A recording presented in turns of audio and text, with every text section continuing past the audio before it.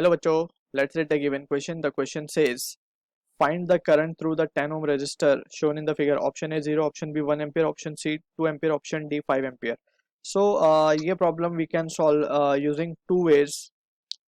Either we can use Kirchhoff voltage law or we can use Kirchhoff current law. So according to Kirchhoff current law, that is KCL या फिर Kirchhoff junction law भी हम कहते हैं, summation of current is equals to 0, right? यानी कि जितना current junction पे आ रहा है उतना ही current should leave the junction. So that is in accordance to the conservation of charge, right? So KCL तो ये हो गया. And just we need to follow the convention. अगर हम आते हुए करंट को पॉजिटिव ले रहे हैं so current leaving the junction should be taken as negative, और vice versa we can also take. So अब बात करते हैं केवीएल की, that is Kirchhoff voltage law which says summation of E plus summation of IR will be equals to 0, right? यानी कि total voltage या total terminal potential difference हम कह सकते हैं विल बी इक्वल्स टू 0. अब यहाँ पे while applying KVL we need to consider 2-3 important thing. सबसे पहले तो ये क्लोज लूप पे एप्लीकेबल है, ठीक है. Secondly we have to follow the convention, यानी कि अगर करंट का direction and this is the direction of current and the direction of tracing, जिस डायरेक्शन में हम सर्किट को ट्रेस कर रहे हैं, अगर वो दोनों का डायरेक्शन सेम आता है, ठीक है ना, current direction and tracing direction same, so we can say जो potential difference across the resistance हम लेंगे that will be taken as negative. तो ये एक फर्स्ट कन्वेंशन है. और अगर करंट का डायरेक्शन ट्रेसिंग का डायरेक्शन से अपोजिट है, मीन्स हम लेफ्टवर्ड जा राइटवर्ड जा रहे हैं and current is coming towards left, ठीक. सो जो पोटेंशियल डिफरेंस हम लेंगे across the resistance, so that will be taken to be positive, right? So ये फर्स्ट पॉइंट है कन्वेंशन का, we need to remember. Also if we are moving towards right and we are facing or we are coming across a battery source जिसका positive terminal पहले मिल रहा है हमें, फिर negative terminal मिल रहा है, so in this case we will take the EMF जो भी होगा बैटरी का दैट टू बी नेगेटिव. जो भी बाद में सिंबल आएगा हमारे पास, जैसे यहाँ पे afterward it is coming negative, so हम इसे नेगेटिव लेंगे. So this is how we can remember the conventions and we have to follow the convention while applying KVL, right? Also छोटी सी एक बात we can write, by Ohm's law हम current को define करते हैं V by R. V basically होता है potential difference across the resistance, so this thing we also can use. अब यहाँ पे we can solve it easily using KCL also, तो हम KCL से सॉल्व कर लेंगे. Also one can use KVL, right?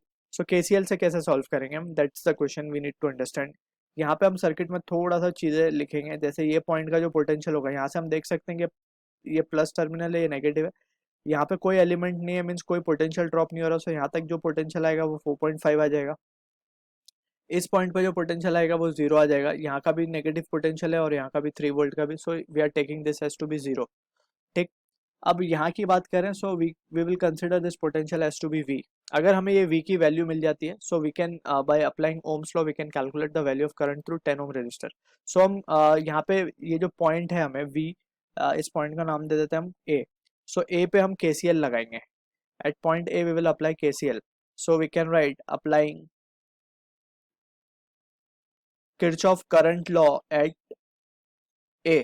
सो हम क्या लिखेंगे, समेशन ऑफ करंट, यानी कि जितना भी करंट इस A पे आ रहा है that will be equals to 0. So हम just randomly we are giving the direction, we don't know answer. अगर नेगेटिव आएगा so that direction we will reverse.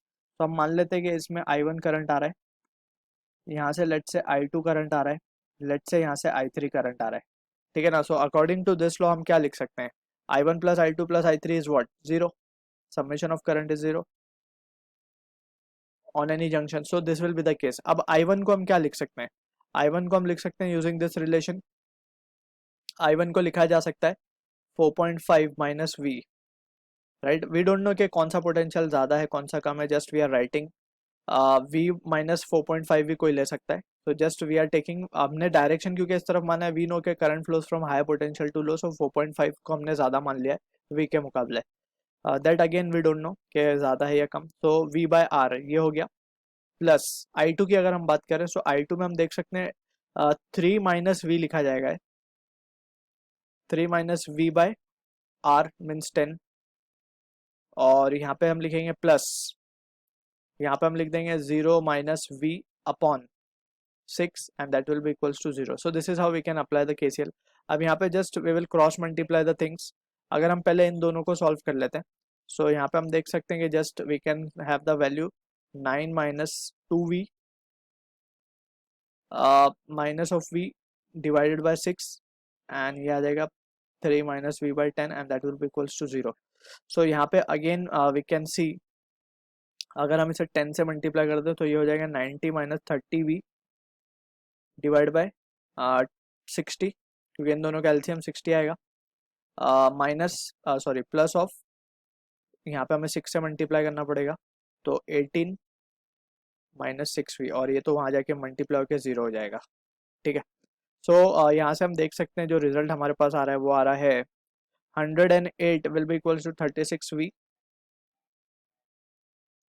सो यहाँ से v की क्या वैल्यू आ रही है, v की value is coming out to be 3, right. 3 volt मिल रहा है हमें v.